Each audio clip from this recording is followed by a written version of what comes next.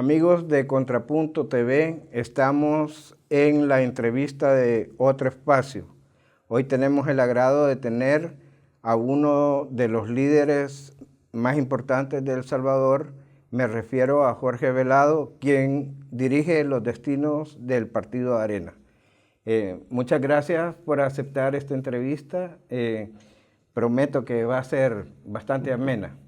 Al contrario, gracias Juan José, a ti y a Contrapunto por la oportunidad de esta entrevista y de este diálogo, digámoslo así, agradable.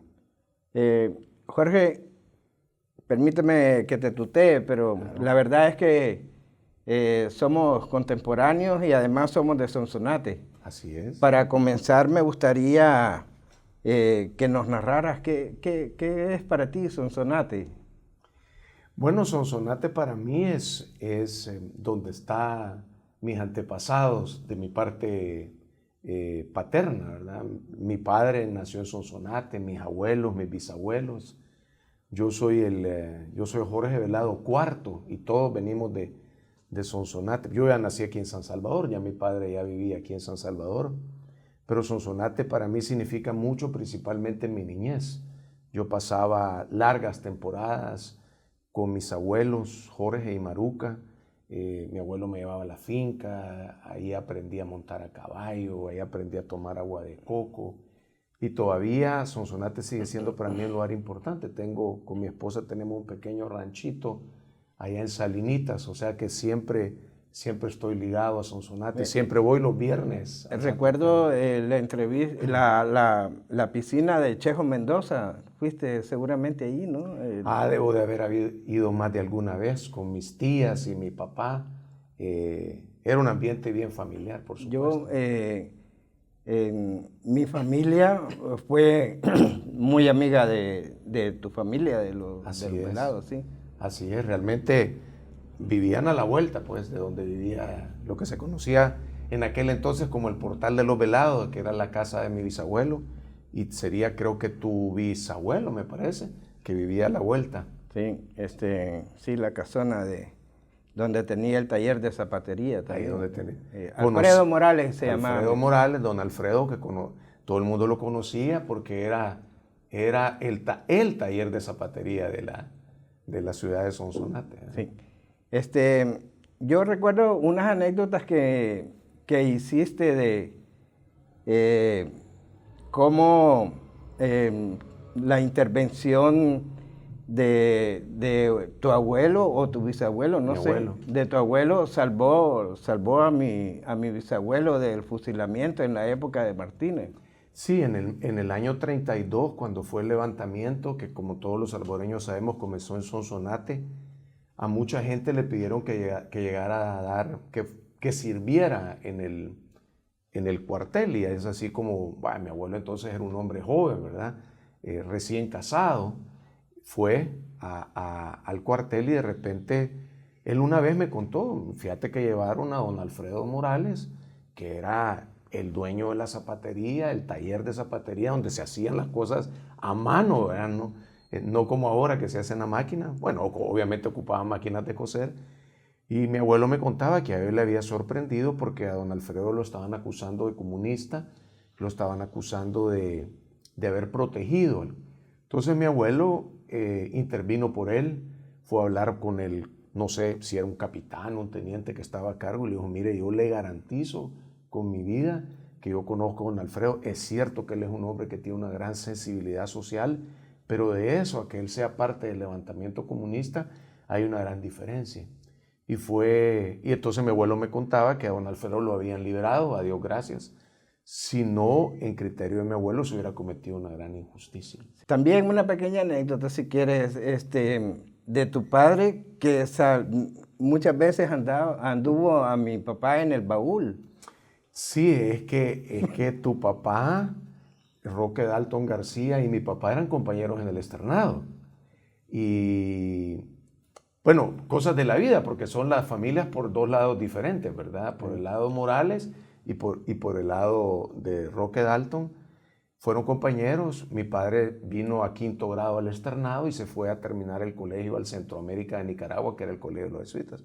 pero habían sido compañeros y se conocían pues en los colegios, en aquel entonces un colegio relativamente pequeño, eran amigos. Y entonces nosotros vivíamos en la calle Gabriela Mistral, número 224, que es de donde fue el primer McDonald's yendo para la 25, no para la Centroamérica.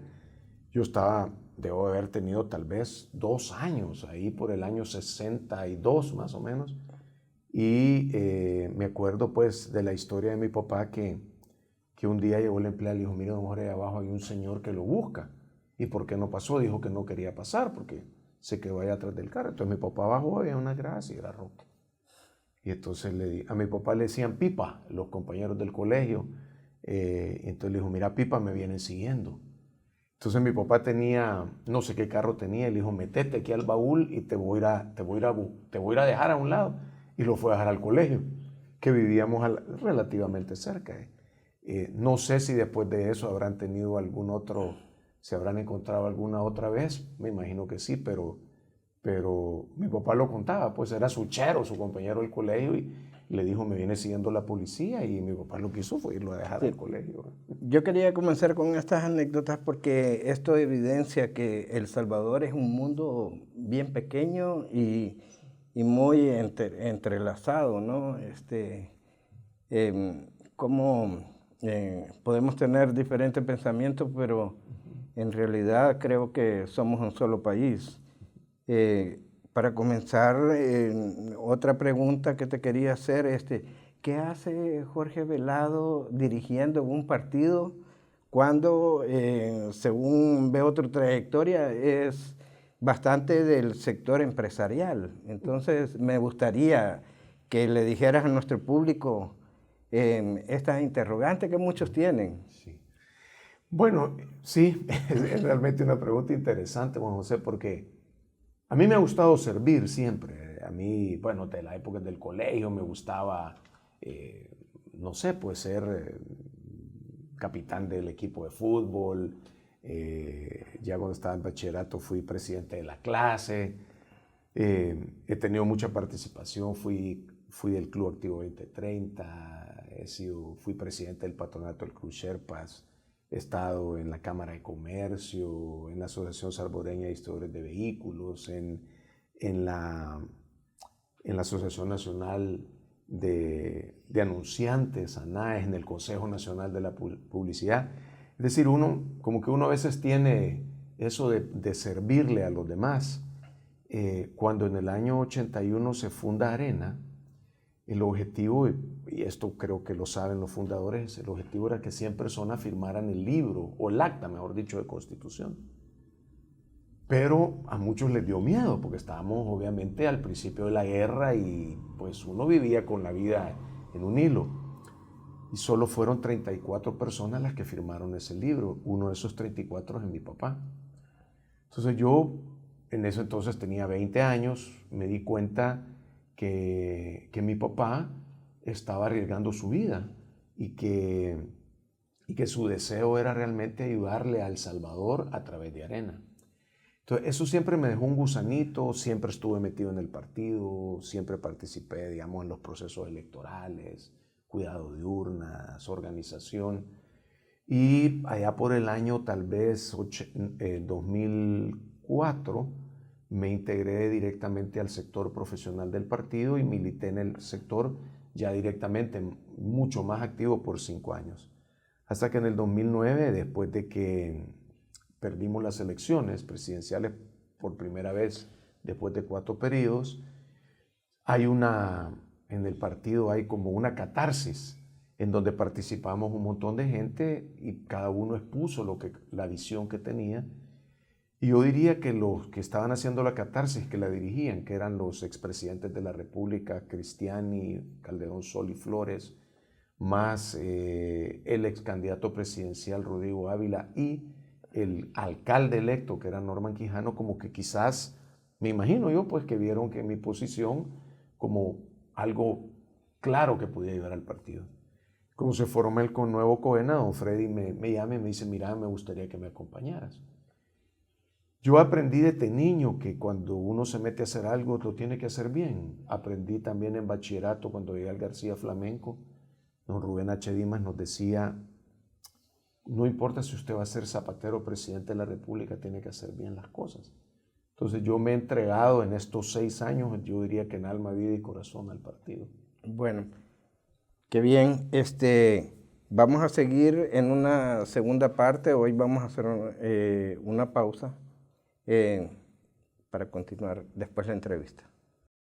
En un acto celebrado al finalizar la 45ª Cumbre Ordinaria de Jefes de Estado y de Gobierno, el presidente Salvador Sánchez Serén recibió la presidencia pro tempore del Sistema de la Integración Centroamericana SICA para el período del 1 de julio al 31 de diciembre de 2015. El evento se desarrolló en la ciudad de Antigua, Guatemala. El presidente expresó ante los líderes de la región que el problema de la inseguridad tiene efectos devastadores en el desarrollo de los pueblos y que está convencido que solo con el trabajo conjunto, como naciones hermanas, alcanzaremos la seguridad y tranquilidad para nuestra población. El gobierno de El Salvador se comprometió a avanzar en el proceso de integración bajo 5 ejes principales: seguridad democrática, gestión integral del riesgo y cambio climático, la integración social y lucha contra la pobreza, la integración económica y el fortalecimiento institucional. Gobierno de El Salvador, un año gobernando con la gente.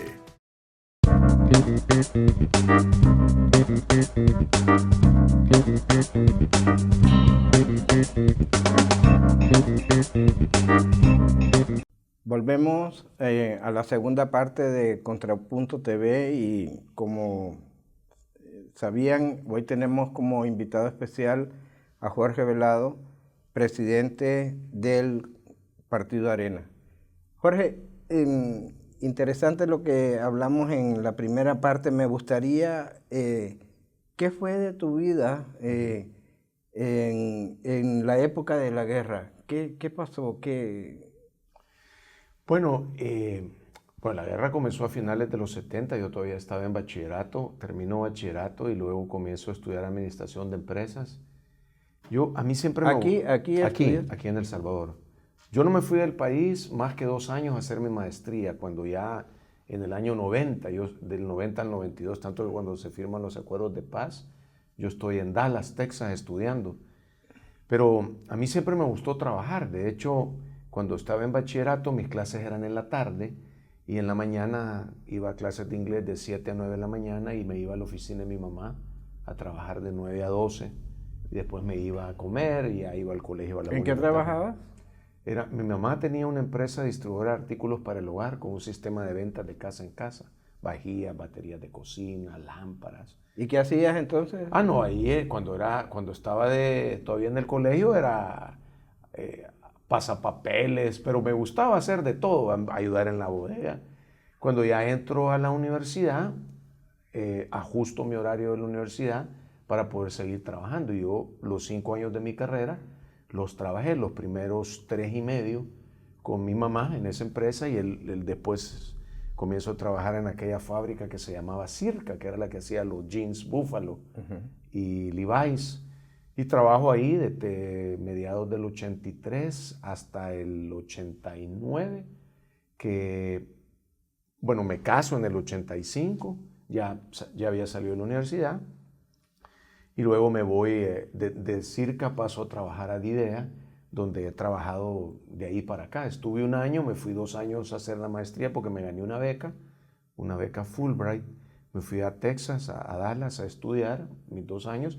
Luego regresamos ya con mi esposa, me reincorporé a Didea y ahí he trabajado todos estos años. Pero además, en la época de la guerra, yo era, como te decía antes, muy activo en los clubes de servicio. Y participaba en muchas de estas actividades. Sufrí lo que todos sufrimos en la época de la guerra. ¿Qué es lo que más sufriste? ¿Algún momento tenso que hayas pasado? ¿Algún peligro? Bueno, momentos tensos muchos, ¿verdad? Saliendo de la universidad, por ejemplo, en ese entonces yo iba a la Matías Delgado, que iba comenzando y todavía no tenía un campus. Entonces, administración de empresas, estábamos en la 25 Avenida Sur, a la vueltecita de donde era la Récord. Y nos tocó varias veces tener que salir en medio de las balas porque venían las manifestaciones y la policía persiguiendo a los manifestantes. Vi muchas veces ahí. Una vez también me tocó, estaba recogiendo uno de mis hermanos en la casa de un amigo de ellos. Esa noche habían sonado 5 bombas y él estaba a media cuadra de lo que entonces era la residencia del embajador americano en la colonia San Benito. Yo me bajé del carro a recogerlo él y en ese momento pasa un vehículo y le tira a la residencia de la embajada algo, no sé si fue una granada o qué. Y se dejan venir todos los soldados que estaban en la otra esquina viendo la otra bomba y se dejan venir y yo parado en la calle. Por supuesto, lo primero que pensaron es que yo era sospechoso, ¿verdad? Pero a donde yo iba a recoger a mi hermano, el dueño de la casa era el alcalde de un municipio de La Libertad. Y él se identificó y le dijo, mire, él es mi sobrino y él estaba aquí recogiendo a su hermano y ya, pero eso pues, y luego el peligro de los asaltos. Me tocaba por mi trabajo mucho ir a la zona oriental, ¿verdad? A Dios gracias nunca quedé en fuego cruzado. ¿Y alguna vez te topaste con algún guerrillero Sí, me topé varias veces. De hecho que uno pasaba y estaban los retenes de ellos, nunca me detuvieron, tuve la dicha porque siempre que andábamos en la zona oriental llevábamos cigarros, llevábamos billetes pequeños, porque sabíamos que baterías de radio, porque de repente los vendedores me decían, mira, si nos paran, lo que nos van a pedir es baterías para los radios transistor, vea. Nos van a pedir cigarros y nos van a pedir billetes. Entonces la llevamos. ¿Cuál fue tu momento más tenso en la época de la guerra? ¿El momento más tenso, más angustioso que viviste? Bueno, tal vez cuando en el año 79 llega la primera Junta Revolucionaria de Gobierno después el golpe de Estado.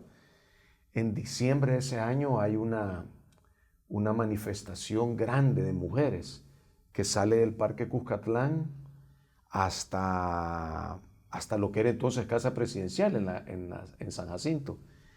Y íbamos, bueno, yo tenía 19 años, íbamos un montón de gente joven dándole seguridad a todas estas señoras y señoritas, pues, ¿por qué no? Y a mí me tocó la esquina de Simán. Ahí, o sea, veníamos caminando en las calles aledañas, pero al llegar a Simán nos metimos. Y fue precisamente ahí donde se cerró la manifestación, porque pues ahí había un montón de gente, me imagino que eran o de la guerrilla o gente cercana a la guerrilla, que los habían puesto a que detuvieran la manifestación, porque no querían que llegara la manifestación.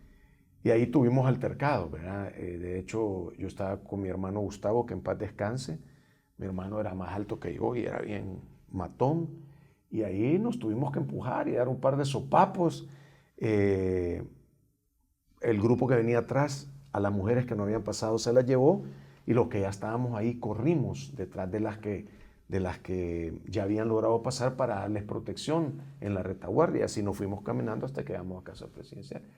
Yo ahí sí creí en un momento que podía haber incluso, bueno, yo no iba armado, pero teníamos temor de que pudiera haber gente armada. ¿Qué significó para ti en lo personal el final de la guerra, o sea, el final del conflicto armado?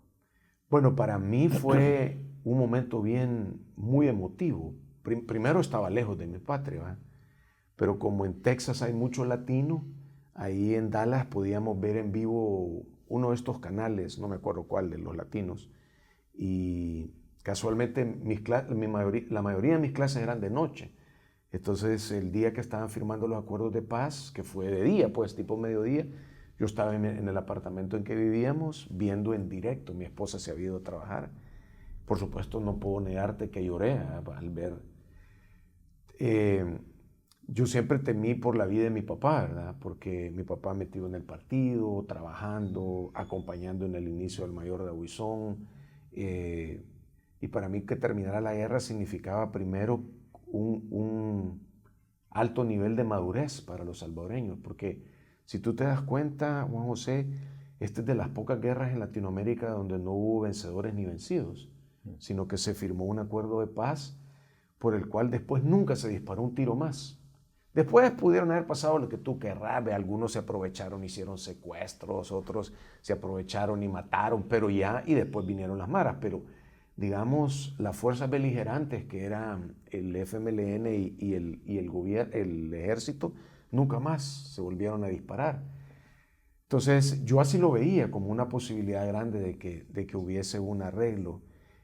Lo veía también como una posibilidad de que el pulgarcito de América empezara otra vez a resurgir, ¿ve? Aquello que en una época nos llamaron el Taiwán o el Japón de Latinoamérica, como que nos daba mucha esperanza. Y obviamente a esa edad, pues yo terminando mi maestría, lo primero que pensaba era voy a regresar a mi país y quiero obviamente trabajar, ¿verdad?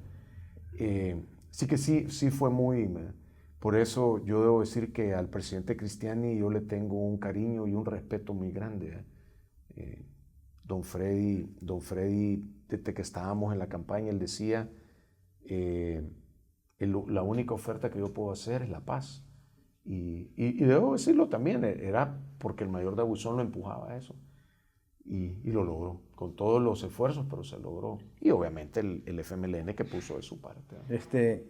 Me gustaría que me hablaras un poco de cómo entendés que en este país, después de 20 años de firmada la paz, estamos viviendo todavía una situación de tanta inequidad social, de tanta pobreza, de tal manera que estamos viviendo un conflicto con esto de las maras, ¿no? ¿Cómo te explicas eso? Sí, bueno, yo tengo una teoría, ¿verdad?, propia, y es que nosotros en el pasado, en el 92, firmamos los acuerdos de paz después de todo un proceso. Pero la diferencia, por ejemplo, cuando cayó el muro de Berlín, el muro cayó y Alemania se unificó. Y si vemos, incluso Alemania le ha dado clases de economía a toda Europa, ¿verdad? Alemania es, sin lugar a dudas, el país que menos efectos ha tenido, problemas económicos me refiero, ¿verdad?, que menos ha sido afectada por toda esta ola que vino de problemas económicos. Porque Alemania se convirtió en un solo país. Nosotros en El Salvador firmamos los acuerdos de paz, pero botamos ese muro, pero empezamos a construir unos muros ideológicos. Y le fuimos poniendo filas de ladrillo y filas de ladrillo y filas de ladrillo, de tal manera que en el principio nos veíamos, porque no había muro, nos estábamos viendo cara a cara. Pero en la medida empezamos a ponerle ladrillo, nos empezamos a dejar de ver hasta que dejamos de vernos, porque ya el muro era más alto que cada uno de nosotros. Eso es una autocrítica también, ¿no? Claro, es una autocrítica porque es para todos. Yo debo decir que me consta, porque aunque de alguna manera he estado cerca, interesado, diría yo, en todos los gobiernos que tuvo Arena, y tal vez más cerca de algunos presidentes que de otros, y me consta que sí habían intentos de mantener esa conversación. Pero creímos todos, ambos, derecha e izquierda, que los acuerdos de paz eran suficientes como para hacer una historia de 20 años más, y no fue así. Después de los acuerdos de paz, es cierto, hubo una época de reconstrucción, pero como digo, siempre había esa diferencia, ¿verdad? Tú estás allá, yo estoy aquí, tú estás allá, y no avanzamos con el ritmo que deberíamos de haber avanzado. Y ahora lo vemos, el país es un país bastante polarizado, tenemos dos fuerzas políticas bastante diferentes, no estamos hablando como los Estados Unidos, porque las dos fuerzas políticas tienen diferencias, pero tienen muchas cosas en común. Aquí, lastimosamente, o desde el punto de vista ideológico, es más lo que nos separa que lo que nos acerca. Entonces hemos dejado un campo ahí fértil para que en este país se dieran nuevos conflictos. Y ahí lo vemos, ahí tenemos el conflicto de las maras, un conflicto terrible que, bueno, yo creo que hay más mareros de lo que hubieron guerrilleros. Y antes, pues, vaya, es cierto, había conflicto y la mayoría de muertes sucedían en combate. Eran muy pocas lo que sucedía, digamos, en la calle, ¿verdad? Pero yo sí tengo fe que podemos avanzar todavía. Yo recuerdo que en el proceso de que se estaban gestando los acuerdos y después de firmados los acuerdos de paz, hubo un concepto que a mí me parece valioso, muy valioso, que decía que al terminar la guerra se terminaban los enemigos y nacían los adversarios. Y no puedo dejar de hacerte esta pregunta con respecto al himno de Arena. A la marcha. A la marcha de Arena, sí, que dice que en el momento de la guerra se enarboló eso de que los rojos terminarán. Entonces, ¿qué va a hacer Jorge Velado para que este concepto cambie? Mira, yo cambie creo que... al sentido de que no puede dejar de haber diferencias en la vida, ¿no? En la vida política, pero es mejor ser adversario que ser enemigo. Sí. Sí, tú tienes toda la razón, es mejor ser adversario que enemigo. De hecho, lo vemos en todo, ¿verdad? Lo vemos en los equipos de fútbol, lo vemos en las empresas que están metidas en el mismo negocio. Yo tuve un jefe, un gran jefe, que era don Luis Poma, que él jamás le decía a la competencia.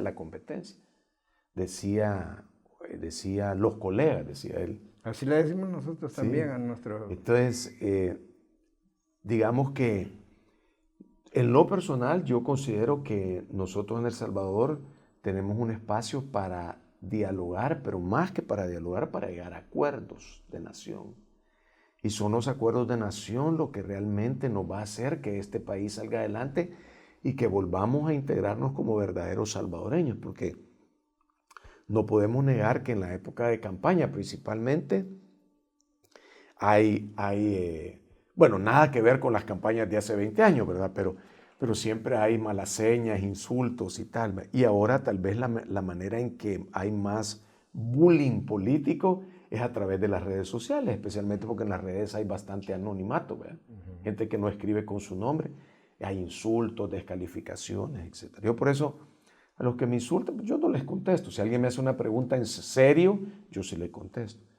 Creo que una manera de sobreponernos de todo esto es que hagamos dos cosas. Uno es que los que estamos en este momento en política tengamos la madurez de acercarnos, platicar y llegar a acuerdos de nación.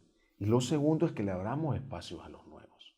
Es decir, El Salvador tiene que abrirle espacios.